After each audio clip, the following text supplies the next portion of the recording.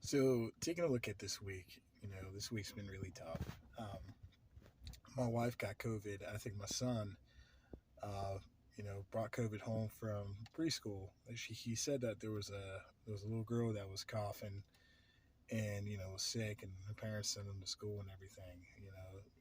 That's absolutely terrible because you're gonna if you send your kid to school sick like that, everybody else is gonna get sick. So my son brought it home. He tested positive for COVID, and we were taking care of him all week.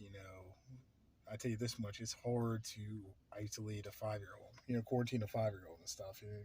Felt bad about it because he wanted to be held. He wanted to be around. We had to get some distance a little bit, but my wife eventually got it.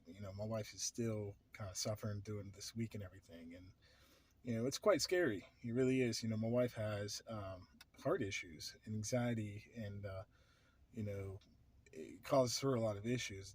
Her soreness and everything, her sickness causes her to have panic attacks.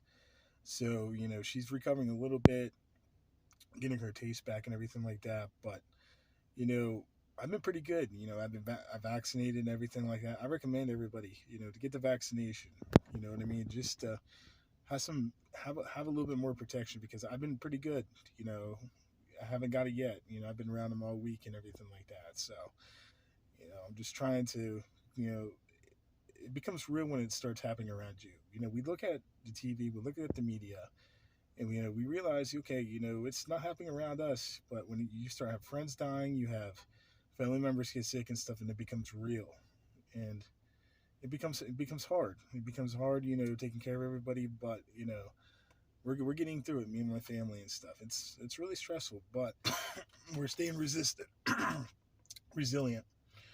Um, So take a look at it is get the vaccinations, get the booster. I used to be anti-vaccinate, anti-vaxxer, anti COVID. I downplayed it a lot because okay, this is what the media is blowing up, but it's good to have some protection for you, yourself, and the people around you. So you can keep yourself from contracting it, and spreading it and all kinds of stuff.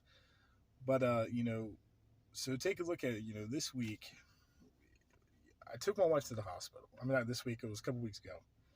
I took my wife to the hospital. And this is Camden Clark Memorial Hospital. This is in Parkersburg, West Virginia. And I took her to the hospital and dropped her off and stuff. And they put her in this supply closet. My wife sent me pictures of the supply closet. There was like extra stuff in there and all kinds of stuff. Stuff that you would put in the supply closet, like brooms, uh, just mops and everything. So they put her in a supply closet and she started having heart palps. She started having anxiety. She needed help and stuff. Her COVID symptoms were amplifying. So she opened the door and asked this nurse that, she needed help and everything. And this nurse was being disrespectful and told her to go back in the room and stuff. Well, my wife was this stuff was still amplifying and stuff. She was in this room, this room closet basically, and she opened the door. She's like, "I needed help," and I guess the nurse was messing around, flirting with the security guard, watching TV and stuff, you know, and just not. There was nobody in the room, nobody in the waiting room. So my wife was asked her again, and she kicked her out, and she asked the security guard, to call me and stuff, and because her phone was dead, and the security guard was like, told her to get out. So I was upset because I was out with my son and everything, and I wouldn't. My phone was on the charger, and I got home and I realized she was out in the cold. She's been out in the cold for like almost an hour, and this frustrated the heck out of me. We called Camden, and they would not give the nurse's name or the security guard. They protect bad employees and everything. I couldn't even get their name, the nurse's name to send it to the nursing board. So I kept calling. The advocate would not get back to us. The director would not get back to us. Eventually, we talked to the director. The director said he'll look into it, but we haven't heard anything from him.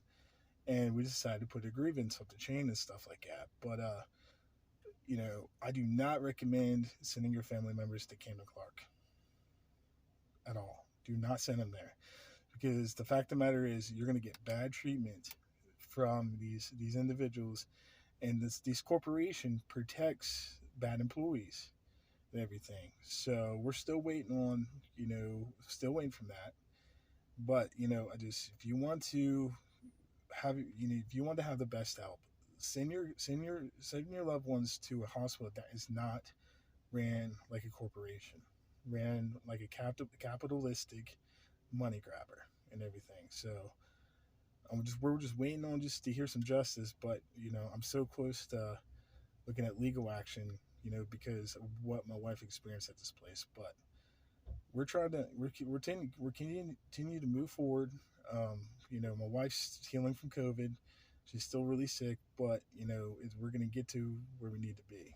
But thank you guys.